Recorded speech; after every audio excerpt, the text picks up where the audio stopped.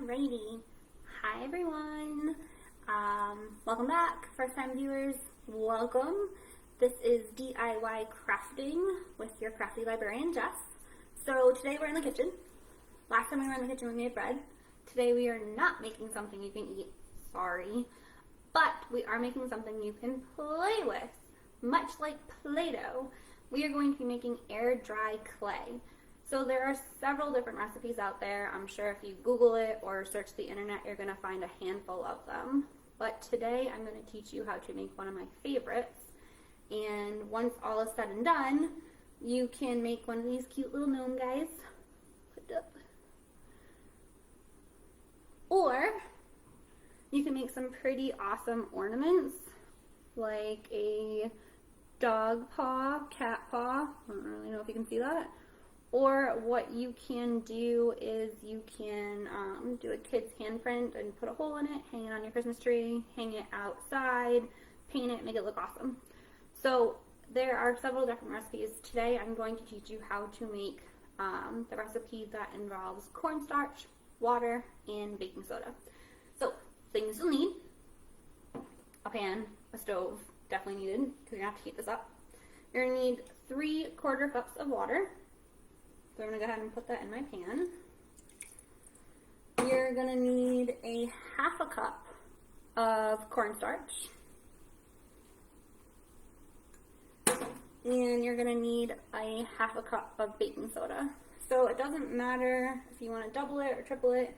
You're always going to need equal parts of baking soda and cornstarch. And then 3/4 cups of water, cup 1/2 of water. Just keep your measurements. Alright, so we're going to go ahead and turn the stove on. All of that is together, and now all you're going to do is mix it together over the heat. So you're going to keep mixing it.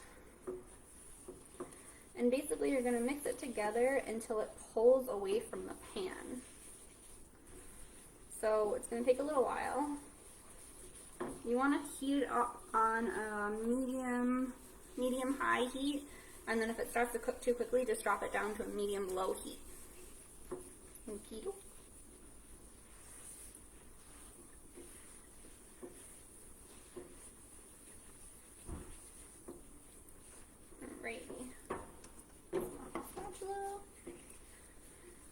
So there is kind of a little bit of a science here. If you overcook this, it will not work very well. If you undercook it, it will not work very well. So you can tell if you undercooked it when all is said and done and you go to create your clay creations.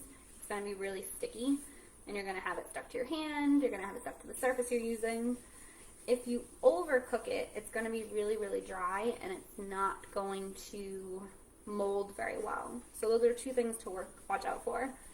But you can fix it, so all is not lost. If for some reason you end up overcooking it and it's really, really dry, quick thing to fix, just add a little bit of water to it and that'll fix it. If it is undercooked and it's super sticky, what you can do is add cornstarch to whatever surface you are using and add it to your hands and then kind of mold or mix it together, and then it should work no problem. So the cool thing about this clay, which I really, really like, is it dries white. So for instance, this one is still pretty wet. I did this one the other day, so it's still kind of flimsy, but it dries a pristine, clear, gorgeous white. Some air dry clays dry like a tinged tan color. So if you want something that you don't have to paint, or something you can just kind of make your creations, ta-da, let it dry and it's done, then this is your definitely go-to clay. Also, this consistency for the clay works and feels a lot like Play-Doh, which is nice. So here we go. I'm already starting to stick to the pan. So now I want everything in here. I want it to kind of clump together and all start pulling away from the pan. So I am pulling away from the pan here, but I still am really, really liquidy. So I'm going to keep cooking it. If it starts to cook too fast, like I said, just lower the heat. Not a big deal. So this one right here, I I did paint. This one right here is not dry enough yet, so I haven't painted it quite yet, and I want it to still continue to dry. The cool thing about this air dry clay is you can bake it. So here I am starting to pull away from the pan. So I'm going to turn my heat down to low. I'm going to cook it a little bit more because it's still super sticky. And I want it to pull away from the pan altogether. So once it kind of stops being like a cake batter consistency, you can take it off the pan. So this clay, you want it to dry fairly slowly. So what you're going to want to do when it's done, or when it actually pulls away from the pan really, really well, like it is now, we're getting there. Cook it a little bit longer. We're going to put it in this dish, and then we're going to cover it with a towel. And that's just going to help it so it cools slowly, not dramatically. So we'll leave it on the counter maybe for a couple of hours until it's nice and cool. And then what you can do is you can use the clay for up to 2 weeks. Just store it in the refrigerator and it'll keep it fresh. So there we go. So that's pretty good right there. Alright, so I'm going to turn my heat off. I'm going to grab this big giant clump of clay, and all I'm going to do is I'm going to put it in this pan right here, this bowl. It's nice and sticky and tacky, but it's not sticking to my hands. And then all I'm going to do, I'm going to take a cloth, I'm going to cover it, and then I'm going to put it off to the side and leave it there for a while. So once it is all said and done, you're going to let it sit, let it cool. You can store it in the fridge once it is completely cooled down, and then it'll keep in the fridge for about 2 weeks. When you want to start crafting with it, go ahead, craft away, and then you just want to make sure that whatever you're crafting, you let it dry nice and slow.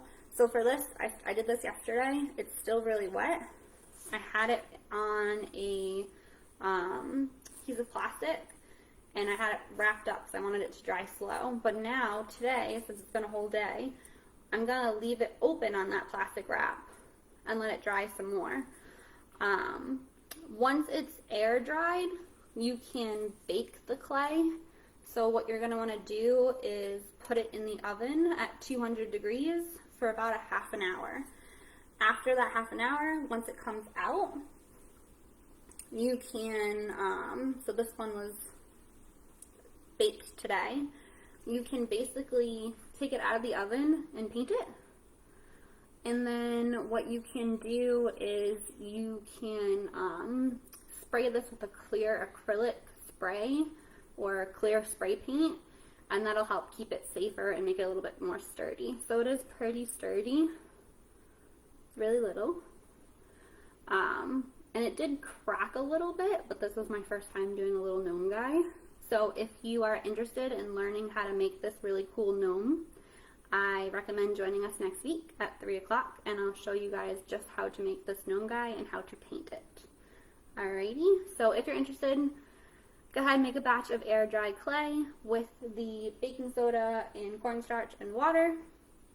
Let it dry, and then see me next week, and I'll show you how to make this really cute gnome that you can put in a planter's pot or on some kind of decoration somewhere, and or you can use that clay and create a ornament of your pet's paw or your kid's handprint, footprint, anything like that.